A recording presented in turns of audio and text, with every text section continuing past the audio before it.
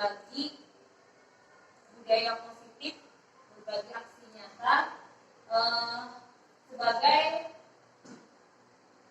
prasyarat untuk membuat kegiatan di salah satu modul, yaitu modul 1.4 pada kegiatan calon guru penggerak angkatan 6, terutama di Kabupaten Baritokwala.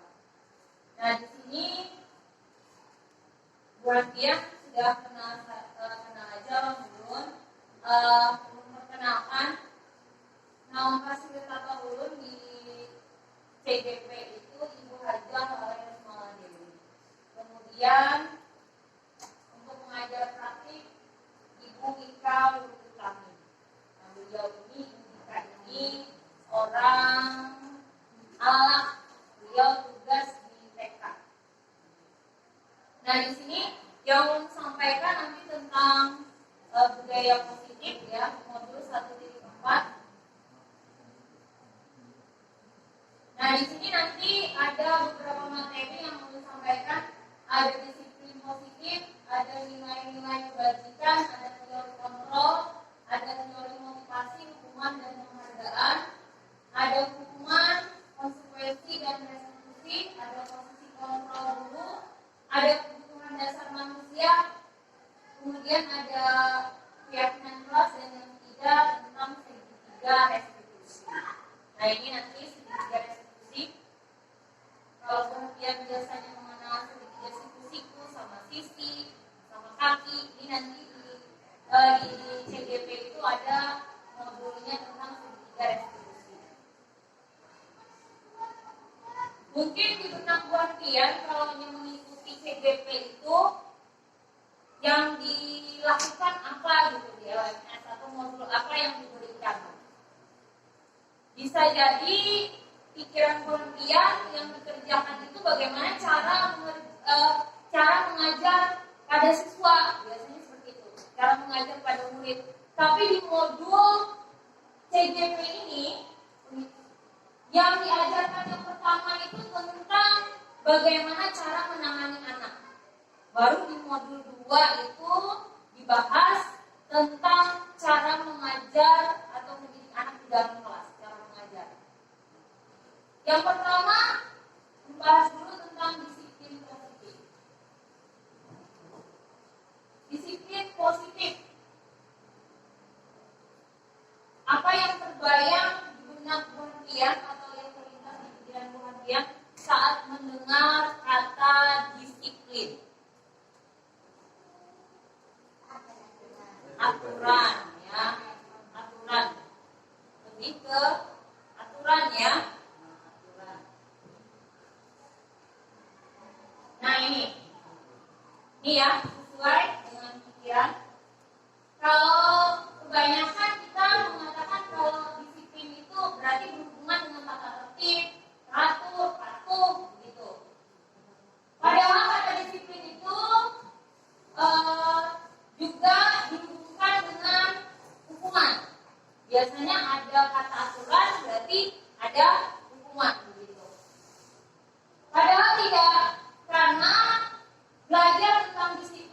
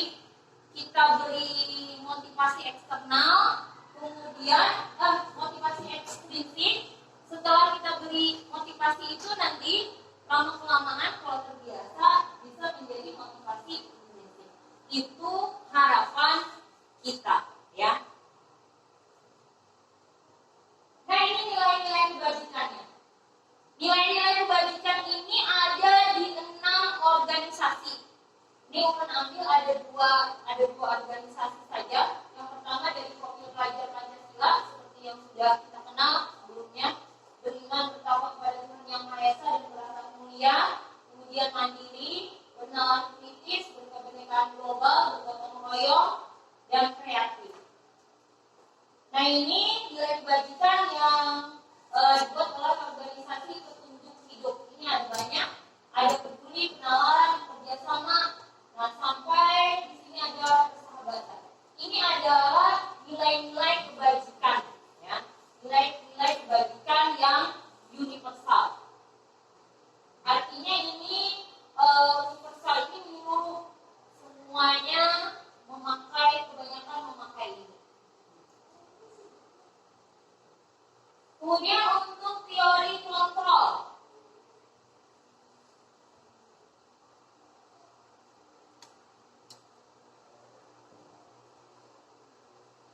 Untuk teori kontrol, ini bukakan video.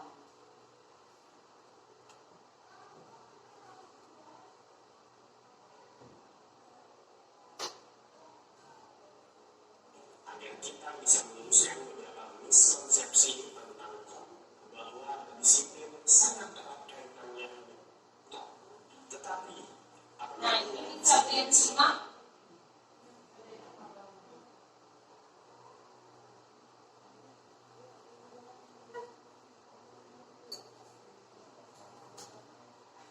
Di off dulu Pak.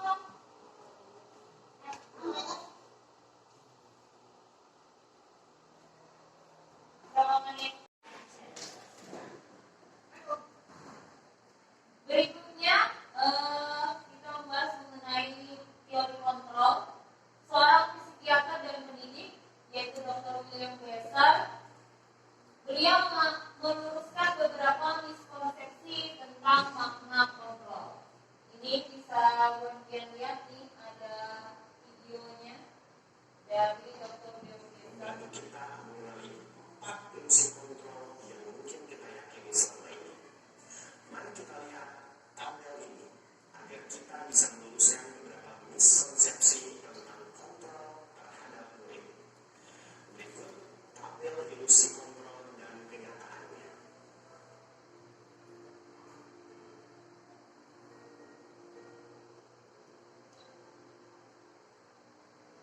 Nah, ini kita berpikiran bahwa guru dapat mengontrol murid.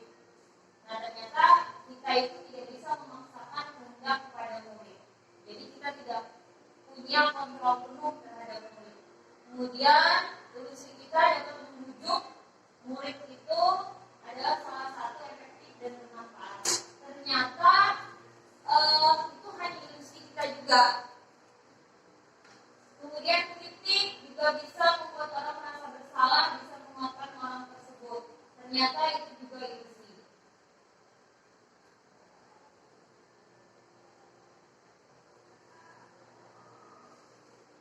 Nah, kemudian orang dewasa punya hak untuk memaksa. Ini biasanya kita ya. Karena kita merasa dewasa, lalu kita mempunyai hak untuk memaksa orang yang lebih muda dari kita. Miskonsepsi tentang kontrol terhadap murid, kita bisa mengubah pandangan kita bahwa manusia memiliki kebutuhannya.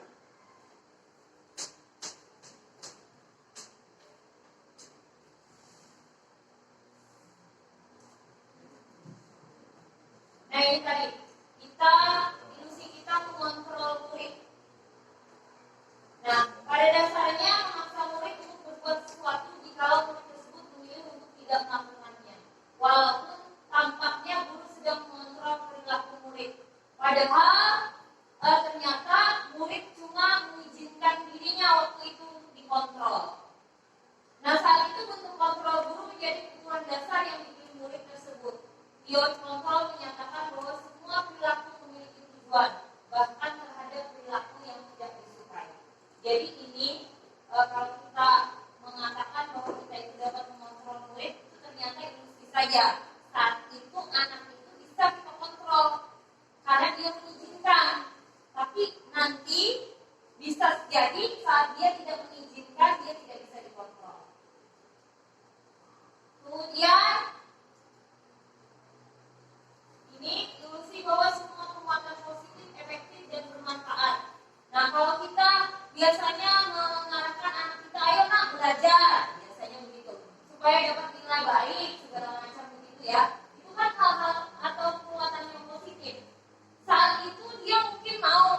belajar untuk mendapatkan nilai yang baik. Kita merasa bahwa kita dapat mengontrol murid waktu itu, tapi ternyata itu cuma ilusi juga.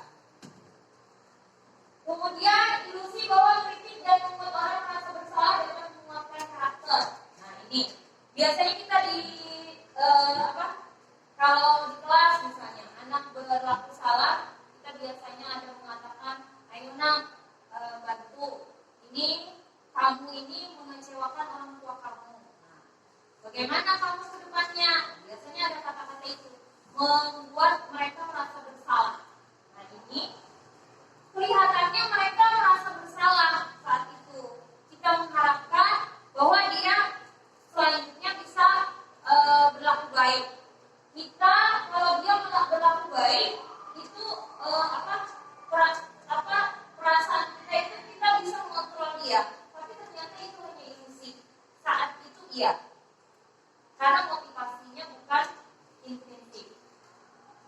Kemudian ilusi bahwa orang dewasa memiliki hak untuk memaksa.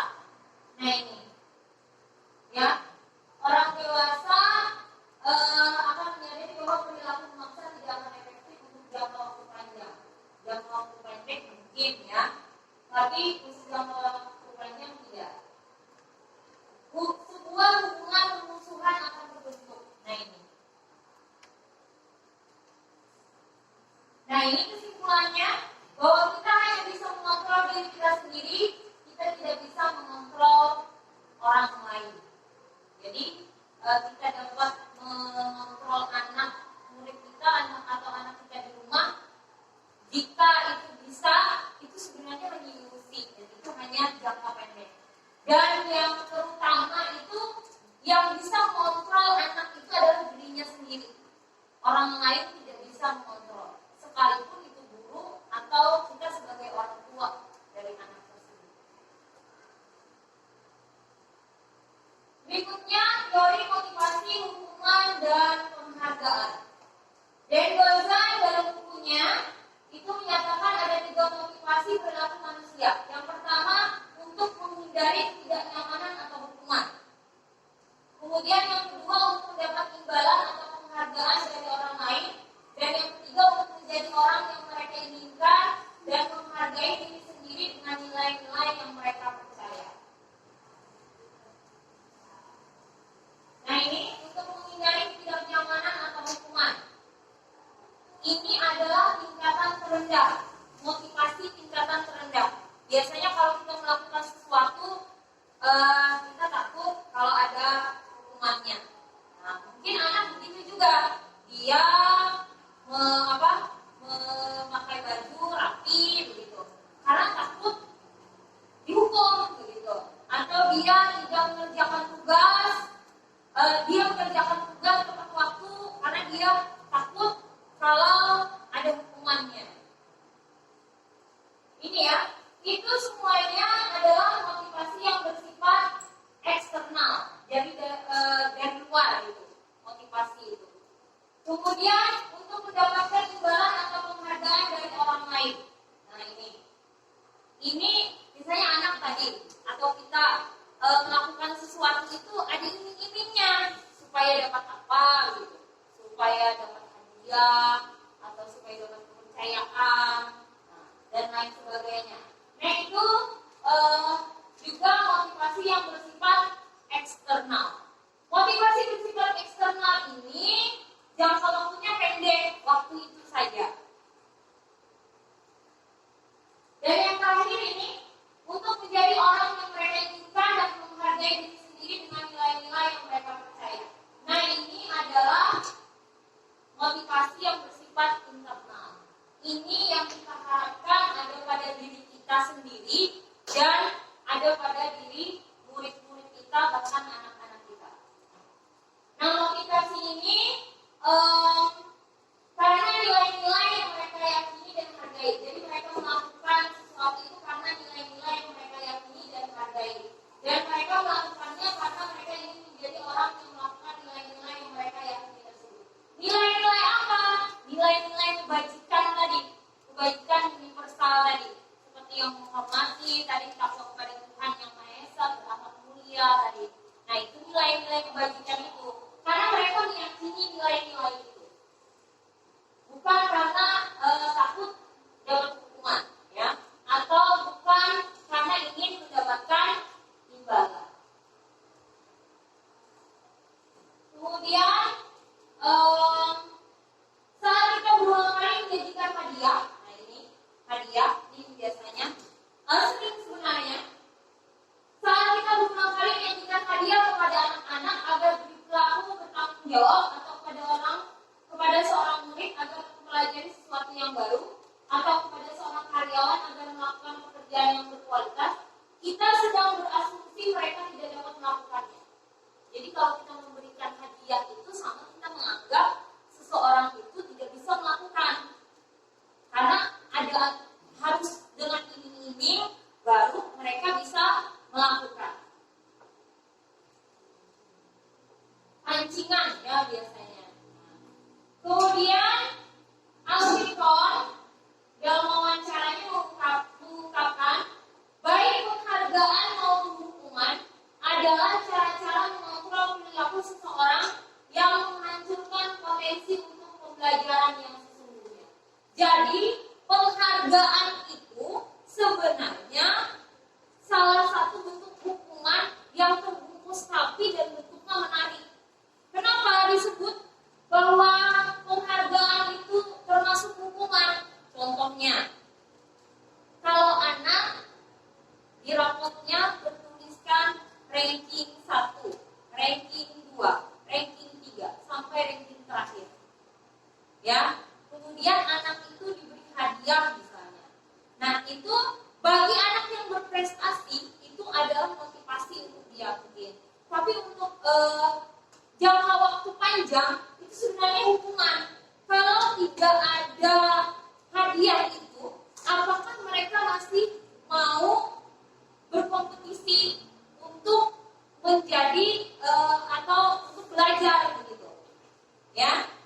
Jadi sebenarnya penghargaan itu adalah hukuman, terutama hukuman bagi yang lain. Bagaimana? Yang tidak dapat ranking, mereka karena merasa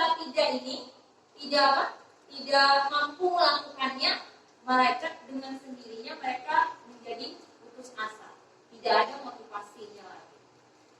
Nah ini, jadi penghargaan itu sebenarnya adalah bentuk hukuman. Jadi hukuman juga sebenarnya penghargaan itu. Ini waktu belajar ini, kenapa? Padahal kan biasanya ya penghargaan ini dan sebelum-sebelumnya, apalagi anak di TK di SD itu sangat sering diberikan penghargaan, baru mereka ini mau teratur begitu. Misalnya kalau mereka dapat menjawab dikasih bintang. Itu sebelumnya waktu ada kegiatan itu diajarkan seperti itu, pelatihan itu untuk memotivasi anak katanya. Ternyata di CGP ini udah mendapatkan ini, bahwa penghargaan itu ternyata hukuman. Jadi sebenarnya kita itu tidak boleh memberikan penghargaan kepada anak, karena di sisi lain anak yang lain akan merasa tidak termotivasi lagi. Jadi anak yang lain tidak mendapatkan penghargaan lagi. Padahal anak-anak semuanya harus diperlakukan sama. Jadi bagaimana penghargaan yang seharusnya? Jadi penghargaan yang seharusnya itu adalah belajar itu sendiri.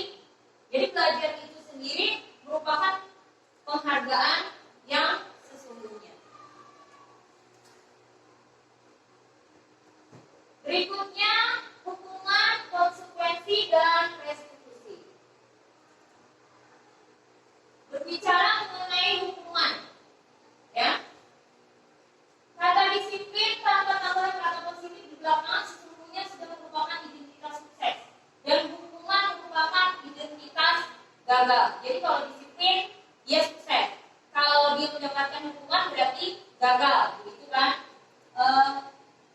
Disiplin yang sudah bermakna positif ini terbagi menjadi dua. Yang pertama konsekuensi, dan yang kedua restitusi. Jadi kalau hukuman itu sudah bersifat gagal. Kalau yang sukses itu namanya konsekuensi dan restitusi.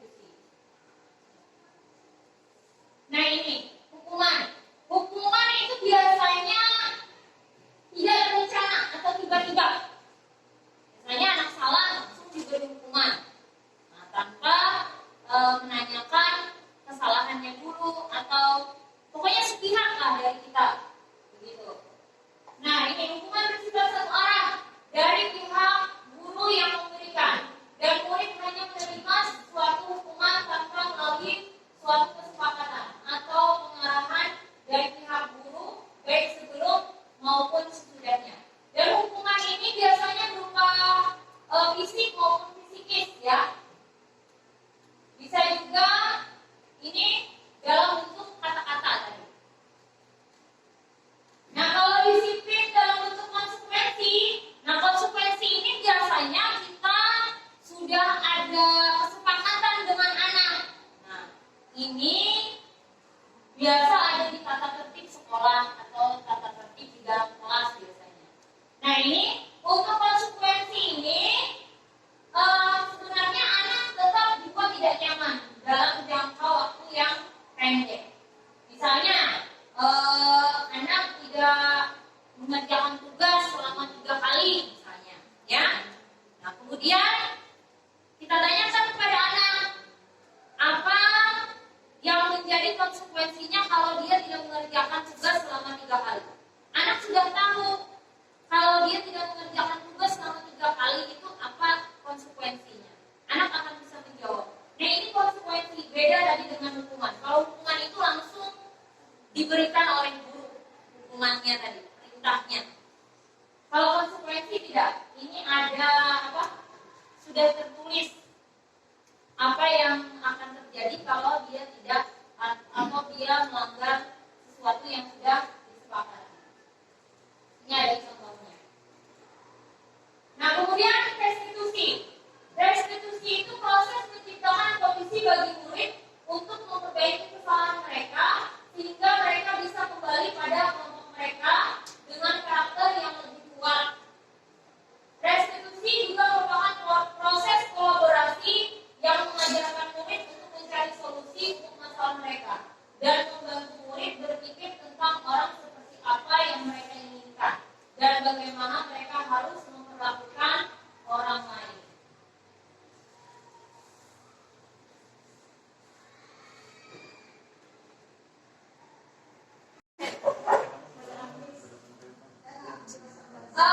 Berikutnya kita bahas mengenai posisi kontrol guru.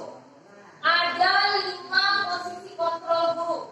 Yang pertama pemukul, yang kedua membuat rasa bersalah, yang ketiga teman, yang keempat pemantau, dan yang terakhir adalah manajer. Nah, ini bisa kalian lihat.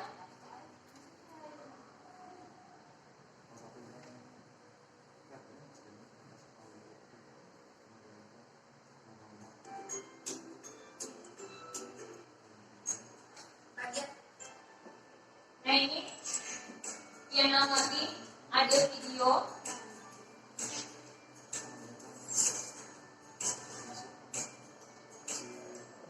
Bapak Ibu guru, jangan dulu putar video ini akan menampilkan berbagai interaksi prosedur. Silakan menonton dan merefleksikannya.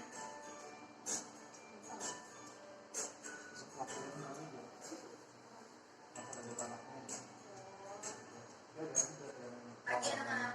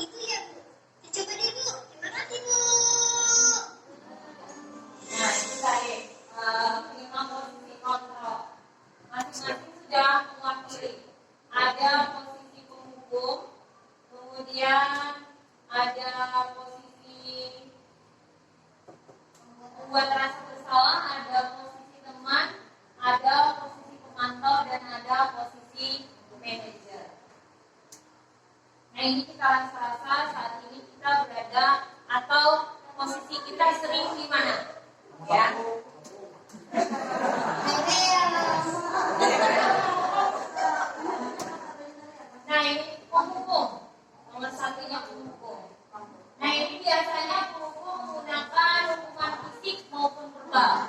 Ya. Biasanya kata-katanya patuhi aturan saya. Awas. Kemudian ada suaranya tinggi, bahasa tubuh, mata melotot, dan jari menunjuk-nunjuk atau menghardik.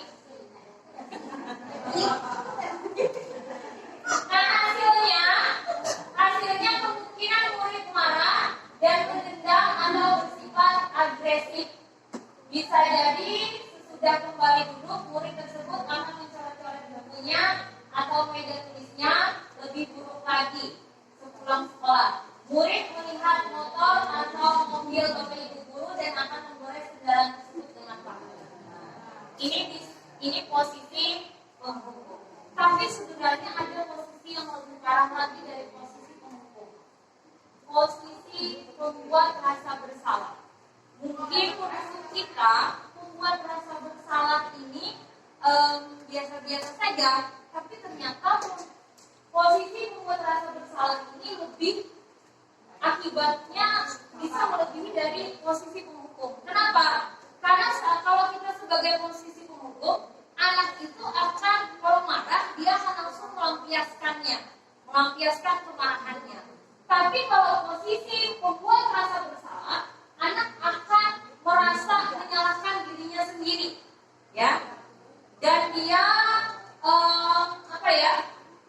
dia akan menilai dirinya itu salah, tidak ada gunanya, dan bisa malah bisa membuat anak itu depresi akhirnya, ya. Nah ini membuat rasa bersalah. Ternyata membuat rasa bersalah ini lebih buruk daripada menghukum sebenarnya. Kemudian posisi teman tadi. Nah posisi teman ini bagus, ya. Anak terbuka, tapi posisi teman ini hanya berlaku untuk guru-guru tertentu yang menjadi temannya, yang bisa diajak berteman oleh si anak. Tapi saat guru tersebut tidak ada, dia berhadapan dengan guru yang lain yang posisinya bukan sebagai teman, anak itu kembali ke posisi awal dia, ya.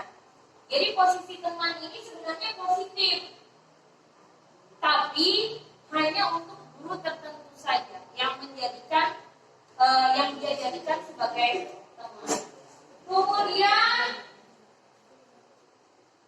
posisi pemantau. Nah posisi pemantau ini juga positif karena posisi pemantau ini mereka hubungannya ini dengan konsekuensi tadi, memberi konsekuensi.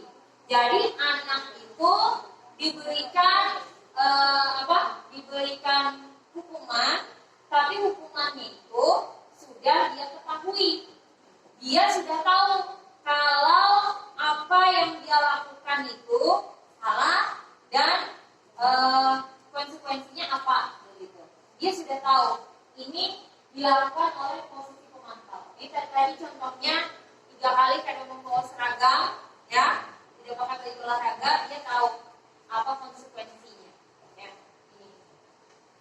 ini posisi pemantau. Kemudian yang terakhir posisi manajer. Nah ini posisi manajer ini juga positif. Jadi ada 3 posisi kontrol yang positif, yaitu 1 tadi posisi teman, yang kedua posisi pemantau, dan yang ketiga posisi manajer. Nah posisi manajer ini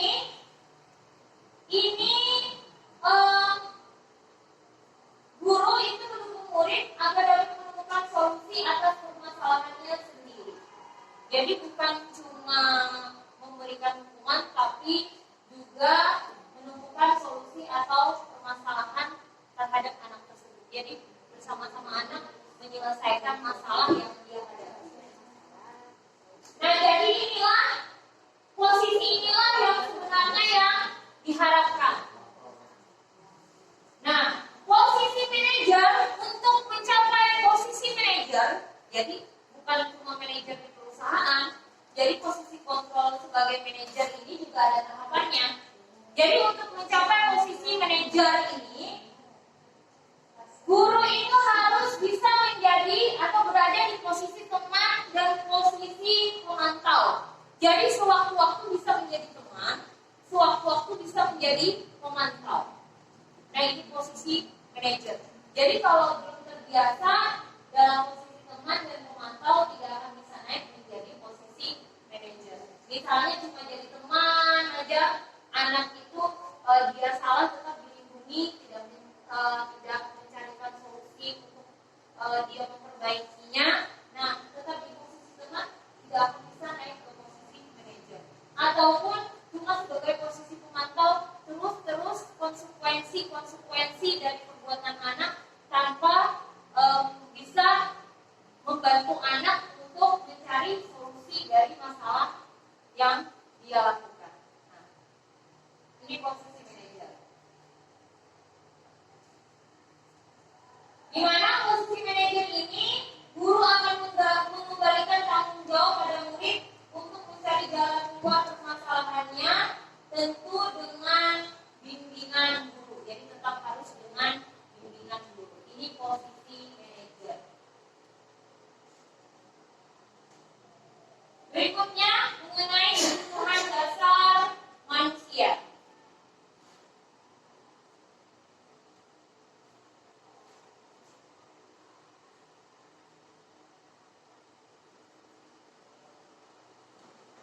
Ini bisa lihat di video ini. Di modul hukuman versus Selamat datang kembali di modul hukuman versus konsekuensi versus restitusi. Ibu dan Bapak Guru sekalian, setelah kita sudah belajar konsep hukuman dan konsekuensi, maka kali ini kita akan belajar mengenai restitusi. Diharapkan dengan materi ini kita dapat lebih mengerti perbedaan antara hukuman, konsekuensi, dan restitusi. Jadi sebelum mengenal restitusi itu, kita harus tahu dulu tentang kebutuhan dasar manusia.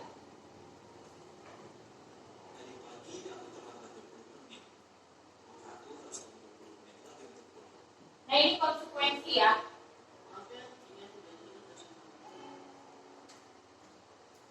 Ini konsekuensi. Mari kita bermain dulu yuk. Tadi sudah diperlihatkan 3 kasus. Silahkan Ibu dan Bapak Guru pilih ya. Kasus mana yang merupakan konsekuensi, hukuman, dan restitusi. Kalau mau menyiapkan pensil dan kertas juga boleh. Dicatat ya. Bagaimana Ibu dan Bapak Guru? Apakah sudah ditentukan? Jawabannya disimpan dulu ya. Sebelum belajar restitusi, ada baiknya kita mengingat kembali alasan dibalik tindakan manusia agar memudahkan kita untuk melakukan proses restitusi. Pernahkah terpikir oleh Ibu dan Bapak Guru jika ada murid melakukan pelanggaran di sekolah tanpa kita menghakimi dulu nih? Kira-kira kenapa ya mereka melakukan hal tersebut? Pada modul restitusi yang lalu, kita sudah belajar mengenai 5 kebutuhan dasar manusia yang diungkapkan oleh Dr. William Beza. Apakah Ibu dan Bapak Guru ingat? Ada kebutuhan dasar bertahan hidup, cinta dan kasih sayang, penguasaan, kebebasan, dan kesenangan. Setiap tindakan yang kita lakukan merupakan upaya kita untuk memenuhi salah satu kebutuhan dasar yang tadi disebutkan. Dalam upaya tersebut, kita menggunakan berbagai cara.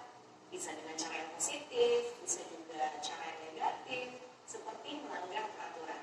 Dengan kata lain, manusia dapat melakukan kesalahan agar bisa memenuhi kebutuhan dasar. Hal ini juga bisa terjadi pada diri kita. Yuk kita coba untuk lebih mengerti lagi. Sebenarnya kebutuhan dasar apa sih yang mereka ingin penuhi? Untuk lebih jelasnya, mari kita analisis kasus A, B, dan C berikut ini. Kasus A adalah murid TK mencoret-coret tembok. Jika alasannya karena iseng dan bosan, maka dia mencari kebebasan. Jika jawabannya adalah karena dia sedang melakukannya, maka itu adalah kesenangan yang berusaha dipenuhi. Kasus B adalah murid SMP yang datang terlambat 20 menit. Jika alasannya adalah karena ia harus membantu ibunya, maka ia sedang memenuhi kebutuhan hidup. Jika ia mengatakan bahwa ia kesiangan, ibunya tidak membangunkannya, maka ia mungkin sedang berupaya memenuhi cinta dan kasih sayang. Dia ingin diperhatikan oleh gurunya atau ibunya, karena gurunya pasti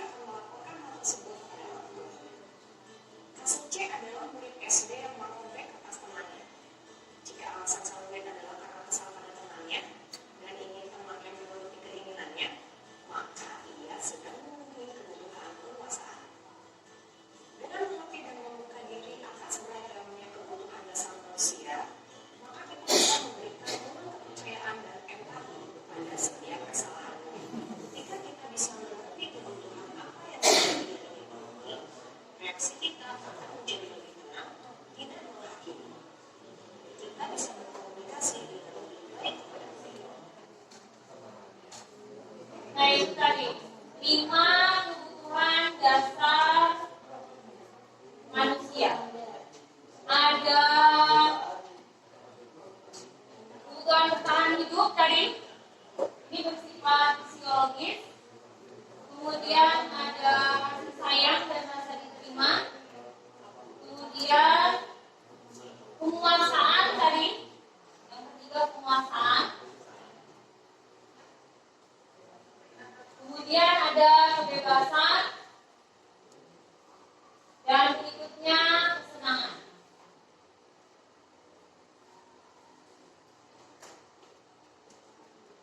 Nah ini yang terakhir tadi kesenangan.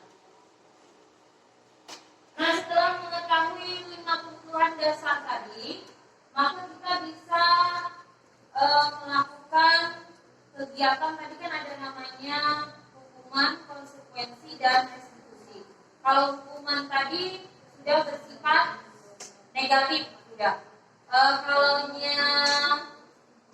konsekuensi tadi bersifat positif dan restitusi tadi juga bersifat positif.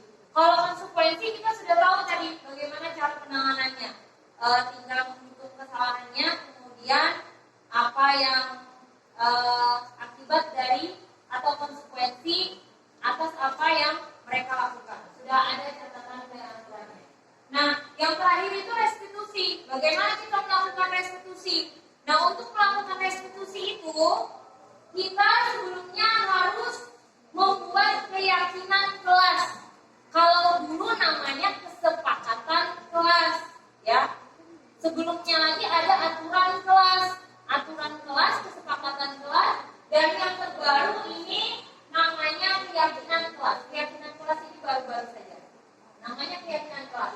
Nah, untuk membuat keyakinan kelas tadi, di dalamnya itu harus ada nilai-nilai kebajikan universal ini yang harus disepakati secara tersirat dan tersurat. Lepas dari latar belakang suku, negara, bahasa maupun agama. Bagaimana cara membuat keyakinan kelas? Nah, yang pertama itu di kelas, ini terutama ibu-ibu atau bapak-bapak wali kelas, ini usahakan di kelas itu harus membuat keyakinan kelas. Bagaimana caranya? Yang pertama, bisa kita di dalam kelas itu anak dalam kelas, dan yang berkumpul, kita sediakan kertas berwarna yang bisa ditempel biasanya. Kemudian kita kasihkan kepada anak satu-satu. Kemudian setelah itu mereka masing-masing menulis di kertas itu, ya, menulis di kertas itu apa-apa yang peraturan-peraturan yang perlu disepakati di dalam kelas itu, ya. Kalau ada, kemudian mereka mencatat semuanya masing-masing kan. Setelah itu masing-masing nanti anak itu menempel di depan papan tulis misalnya. Setelah masing-masing menulis tadi, ditempel di papan tulis semuanya. Nah, baru setelah itu, tapi sebelum ditempel itu, kalau ada masih kata-kata yang negatif, ya, yang ada jangan, ya, jangan berlari. Nah, jangan berlari itu ganti dengan berjalanlah di kelas. Nah, jadi kata-kata jangan itu kata-kata negatif kan, diganti. Misalnya kalau jangan merokok, berarti apa kata positifnya? Saya jangan merokok, sama berhenti kan. Jagalah kesehatan. Nah, walaupun di dalamnya, ya jagalah kesehatan dari asap rokok, ya, itu diganti dengan itu. Nah, setelah ditempel di papan tulis, misalnya semuanya ditempel, kemudian apa yang dituliskan anak tadi kita jadikan satu. Misalnya anak yang pertama tulis misalnya saling menghargai guru yang masuk mengajar, misalnya menghargai guru, misalnya tempel kan, menghargai berarti saling menghargai, misalnya gitu. Kemudian ada lagi kata yang sama, misalnya saat guru di depan kelas kita mendengarkan guru dengan baik. Jadi ada berapa yang masuk di situ? Dijadikan satu. Kalau kata-katanya itu sama begitu, mirip ya. Maksud tujuannya itu dinilai yang tadi sama. Nah, kalau ada yang berbeda baru tulis lagi. Misalnya tadi jagalah kesehatan misalnya kata positifnya. Berarti di situ tulis lagi jagalah kesehatan. Begitu. Sampai keyakinan kelas poin-poinnya tadi sampai habis ya, punya siswa murid tadi dikelompokkan. Setelah semuanya sudah, ini nanti ditinjau kembali yang sudah dicatat tadi. Kalau sudah telah ditinjau, itu biasanya beberapa peraturan telah disatukan. Beberapa peraturan telah disatukan tadi. Makanya yang banyak tadi, yang siswanya 20 tadi, mungkin bisa menjadi 4 saja atau 3 saja. Nah, setelah itu, setelah dibuat tadi keyakinan poin-poinnya tadi sudah didapat, kemudian setelah ditinjau ulang termasuk oleh murid dan guru, berikutnya keyakinan tersebut diletakkan di dinding kelas. Jadi dibikin seperti poster. Setelah dibikin seperti poster baru ditandatangani nanti. Semuanya menandatangani. Jadi kelas itu, anak-anak di kelas itu, murid-murid di kelas itu semuanya menandatangani. Ini ulun berikan contoh di SMP 5. Ini ada membuat keyakinan kelas. Ini sudah dibuat keyakinan kelasnya. Ini contohnya keyakinan kelas 7D.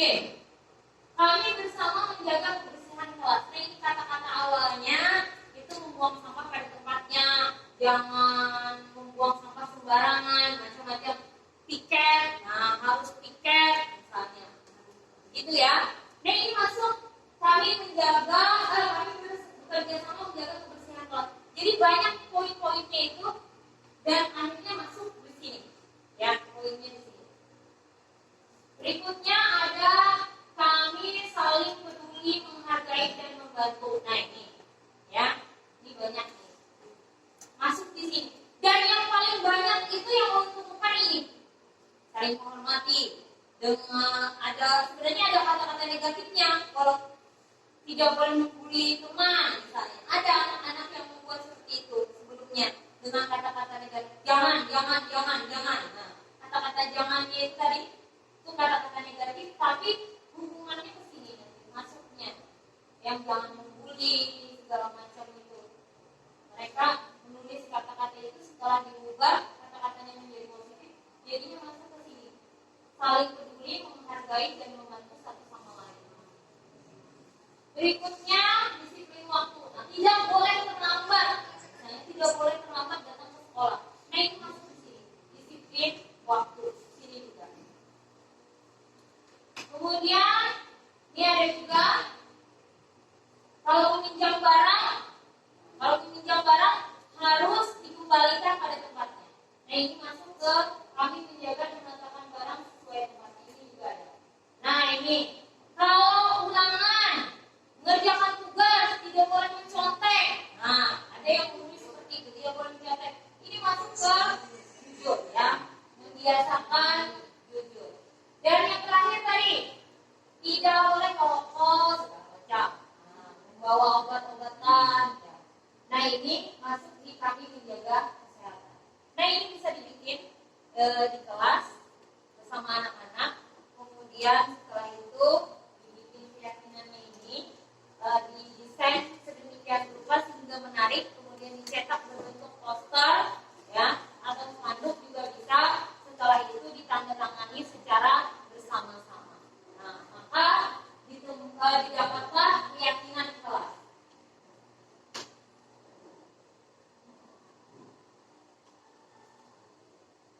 Nah, selanjutnya ini yang terakhir tentang segitiga restitusi. Bagaimana cara melakukan segitiga restitusi? Ini bisa kalian lihat videonya.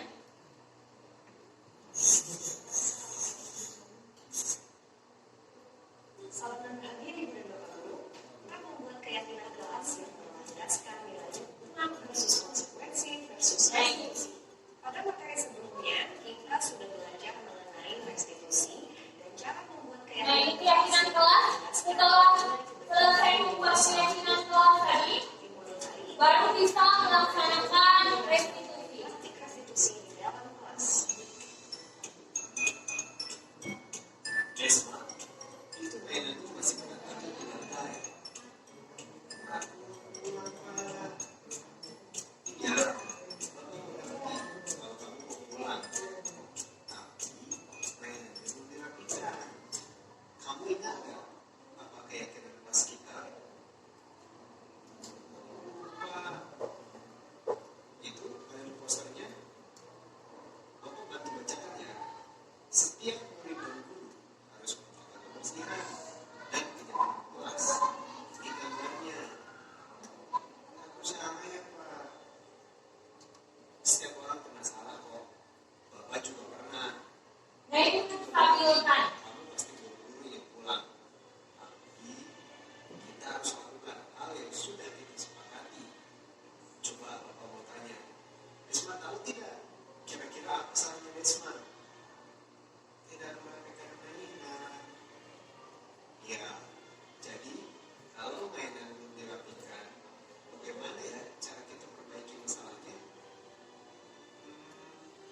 Aku harus rapiin mainannya, Pak. Jadi untuk melakukan segitiga restitusi itu ada 3 cara. Yang pertama menstabilkan identitas, yang kedua validasi tindakan salah, yang ketiga menanyakan keyakinan. Nah, untuk menstabilkan identitas di video tadi sudah ada kata-katanya itu Bapak juga pernah melakukan kesalahan. Nah, itu sebenarnya menstabilkan identitas.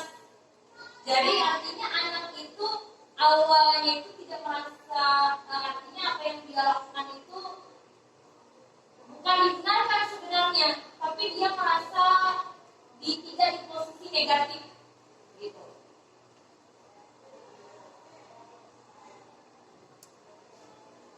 Kemudian nanti validasi tindakan salah.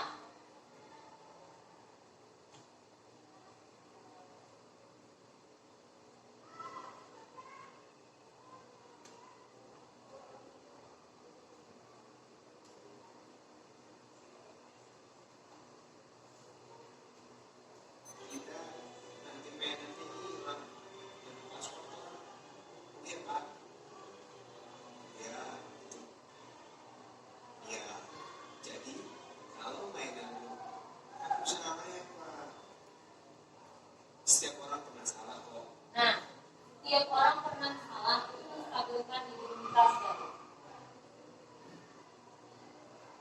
Bapak juga pernah. Bapak juga mengerti. Kamu pasti buru-buru ingin pulang. Tapi kita harus lakukan hal yang sudah kita sepakati. Ini validasi. Coba Bapak mau tanya, Desma tahu tidak? Kira-kira apa salahnya Desma? Tidak merapikan mainan. Ya, jadi kalau mainan belum dirapikan, bagaimana ya cara kita perbaiki masalahnya? Nah, ini memberikan solusi kepada, menanyakan solusinya. Kalau tidak, nanti mainannya hilang dan pas kotor. Iya Pak. Ya, tunggu. Terima kasih ya Desma sudah mau merapikan.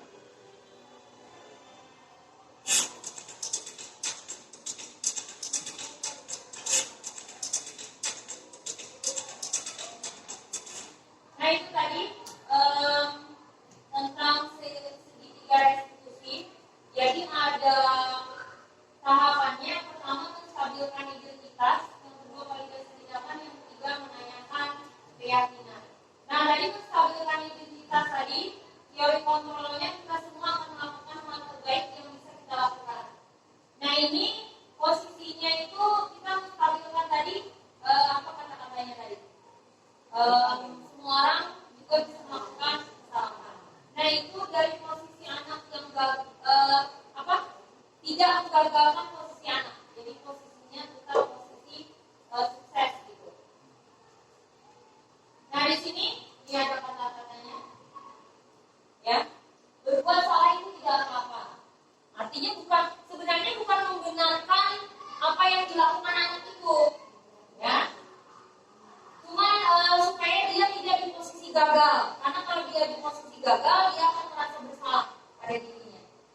Kemudian tidak ada manusia yang sempurna, atau saya juga pernah melakukan kesalahan seperti itu. Nah, ketika seseorang merasa sedih dan emosional, mereka tidak bisa mengakses bagian otak yang berfungsi untuk berpikir rasional. Makanya tadi diberikan kata-kata ini tadi, bahwa semua orang apa yang dia lakukan itu artinya tidak sepenuhnya salah sebenarnya. Orang lain juga pernah melakukannya. Berikutnya, validasi tindakan yang salah. Nah, semua orang memiliki alasan dalam melakukan sesuatu. Nah, ini sebenarnya restitusi ini sebenarnya sudah pernah juga kita lakukan. Biasanya di posisi kedua ini yang sering kita lakukan. Kita menanyakan biasanya alasan anak melakukan itu kenapa. Ini restitusi yang kedua. Ya. Tahapan yang kedua ini sebenarnya sudah kita lakukan. Nah, tinggal kita ke posisi ketiga, menanyakan keyakinan. Nah, harus ini. Makanya nanti keyakinan kelas tadi harus dibuat terlebih dahulu supaya kita bisa melakukan segitiga restitusi tadi. Nah, terutama ini yang terakhir itu menanyakan keyakinan. Nah, setelah menanyakan keyakinan ini, maka nanti akan anak itu akan berusaha mencari solusinya dibantu oleh guru, posisi manajer tadi kan.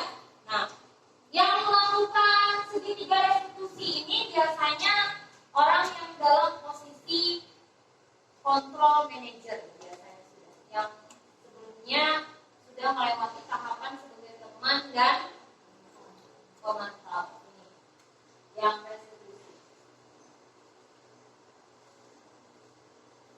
Nah, dari semua yang dipaparkan tadi dan dari semua yang sudah pelajari, jadi setelah mempelajari modul 1.4 kemarin itu, modul 1 ya, itu mendapatkan bahwa sebelumnya ulun mungkin sama dengan Muhammadiyah menemukan bahwa penghargaan itu ternyata sama nilainya dengan menghukum. Nah, ulun baru tahu dari mempelajari modul itu juga. Kemudian motivasi intrinsik itu adalah motivasi yang harusnya melandasi kedisiplinan, bukan motivasi ekstrinsik. Restitusi adalah sebuah pendekatan untuk menciptakan disiplin positif. Jadi, restitusi ini adalah penanganan untuk peserta didik yang lebih bagus daripada yang sebelum-sebelumnya, yang posisi sebagai teman, kontrol, atau memberi konsekuensi ya, konsekuensi yang sebelumnya dilakukan. Kemudian cara menangani peserta didik, dulu saya berpikir bahwa peserta didik agar tidak melanggar aturan harus diberikan konsekuensi bahkan hukuman. Ternyata setelah mempelajari modul tersebut, yang saya lakukan itu ternyata salah.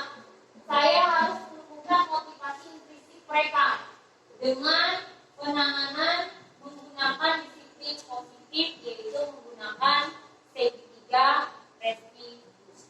Nah, mungkin itu yang bisa untuk sampaikan. Ini perhatian. Tapi sebelumnya ya, ini ingatkan sebelum melakukan segitiga restitusi harus menyusun dulu keyakinan kelas bersama-sama dengan peserta didik. Nah, itu dari ulun. Mungkin sebelum kita akhiri ada sesuatu dan hal dulu dari Pian yang mungkin ada ditanyakan, silakan.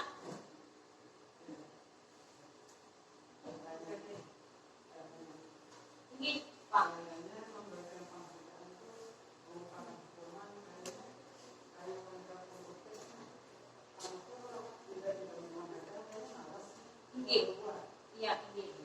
Iya Pak.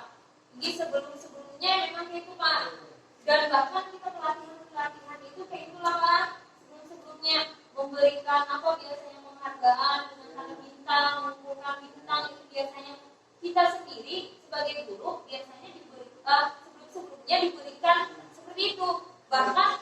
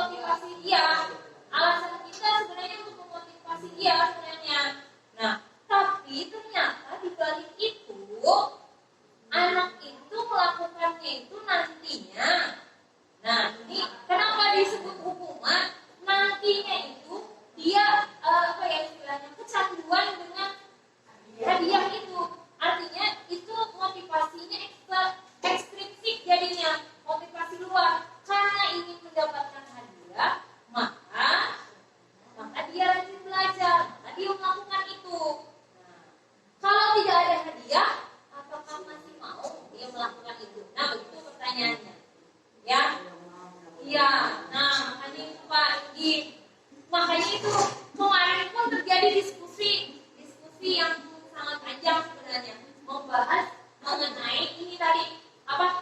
Mengenai penghargaan tadi. Kenapa jadi disebut hukuman? Padahal penghargaan itu kan sangat ampuh untuk motivasi peserta didik begitu. Ternyata masuk ke hukuman walaupun bungkusnya menarik sebenarnya.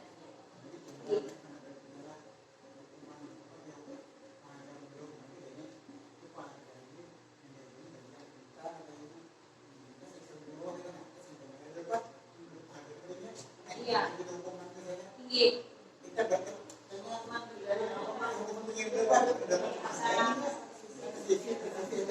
Salah satunya itu tinggi, salah satunya itu.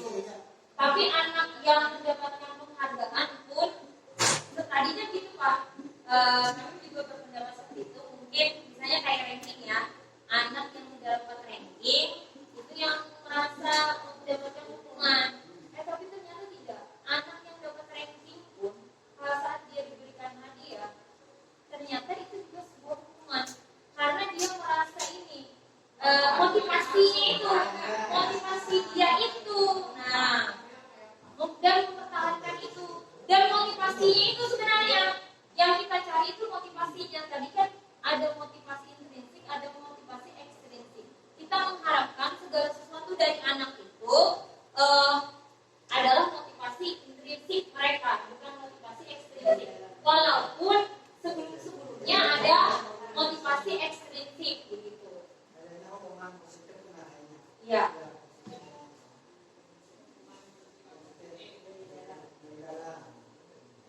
Ada lagi? Ibu Noma?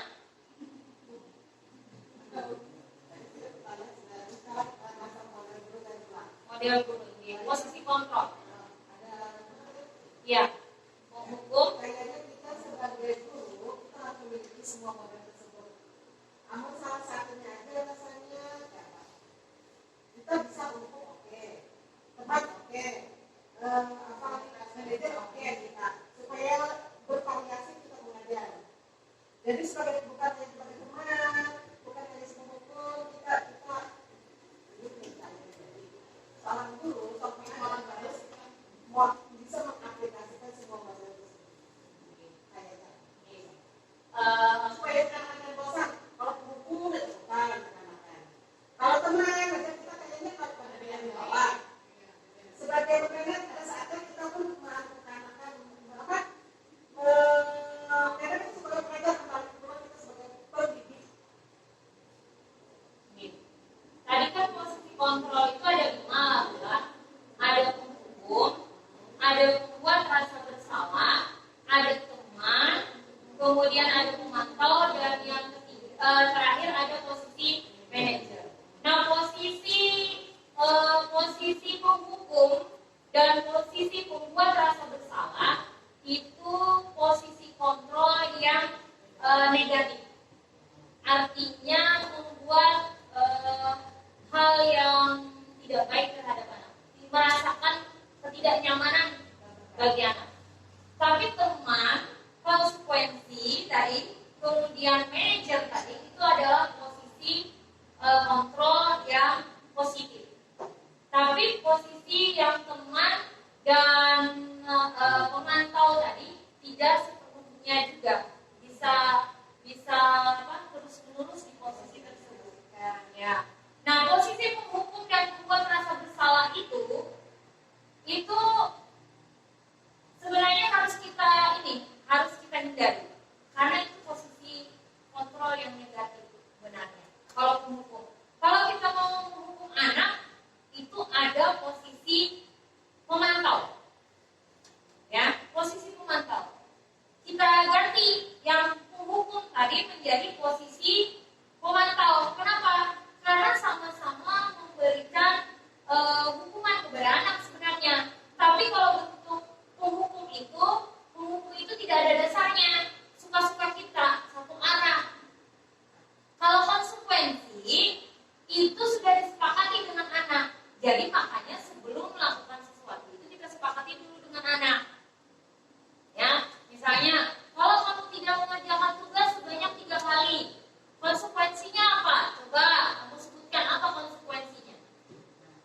Itu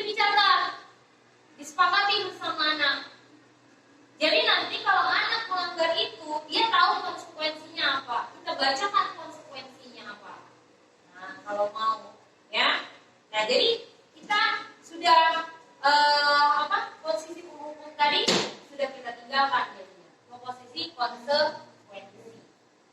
Pemantau ya, sebagai posisi pemantau untuk melakukan konsekuensi. Kemudian membuat rasa bersalah. Nah, membuat rasa bersalah itu kan kata-katanya itu lembut ya, membuat anak itu merasa bersalah. Kita bisa ke posisi sebagai teman, ya, posisi sebagai teman, karena kita lebih akrab jadinya dengan anak. Mungkin itu Bu. Jadi yang posisi 2 itu menghukum dan membuat rasa bersalah itu harus kita tinggalkan. Jadi kita ke posisi teman, memantau, dan naik ke posisi manajer. Mau Bu menjadi manajer? Mau. Posisi manajer Bu, harus. Posisi manajer. Dan ulun sudah membuktikan di SMP 5 ada anak yang menulis kata-kata tidak baik di dalam kelas. Satu menulis kata-kata tidak baik kepada salah seorang guru, dan gurunya itu bukan ulun, termasuk guru yang lain. Saat itu dia dipanggil ke kantor, kemudian dia ditanya, bla bla bla bla, seperti biasa. Kemudian setelah itu selesai. Nah, dia diberikan hukuman atau konsekuensi setelah itu selesai. Nah, setelah itu saya panggil murid itu. Kebetulan saya melaksanakan sertifikat eksekusi. Saya panggil berdua dengan anak itu. Saya tanya, ibu juga, tapi sambil validasi dulu ya, validasi tindakan tadi. Ibu juga pernah seperti itu di dalam kelas. Ibu juga pernah seperti kamu di dalam kelas saat dulu waktu sekolah. Kemudian ulun menanyakan, kenapa kamu melakukan itu? Ternyata dia merasa bosan. Di kelas itu dia merasa bosan dengan gurunya, karena seperti itu saja setiap hari. Jadi dia akhirnya ada interaksi dengan dia. Dia merasa bosan. Kemudian lalu dari situ bagaimana kamu tahu kalau kamu itu melakukan kesalahan gitu. Apakah kamu ingat keyakinan kelas itu? Kebetulan saya sudah melakukan ini, pembuatan keyakinan kelas. Kemudian saya ingatkan lagi keyakinan kelas mana yang kamu langgar. Bukankah kita sudah sama-sama membuat keyakinan kelas? Ternyata diingat bahwa keyakinan kelas yang dia langgar itu adalah tidak menghargai orang lain, terutama gurunya tadi. Nah, setelah itu ulun tanyakan bagaimana solusinya setelah ini. Padahal masalah itu sebenarnya sudah selesai, tapi selesainya itu masih mengganjal sebenarnya untuk anak. Ternyata dia bisa menemukan solusinya sendiri. Ulun minta maaf kepada guru yang bersangkutan. Habis itu ulun juga minta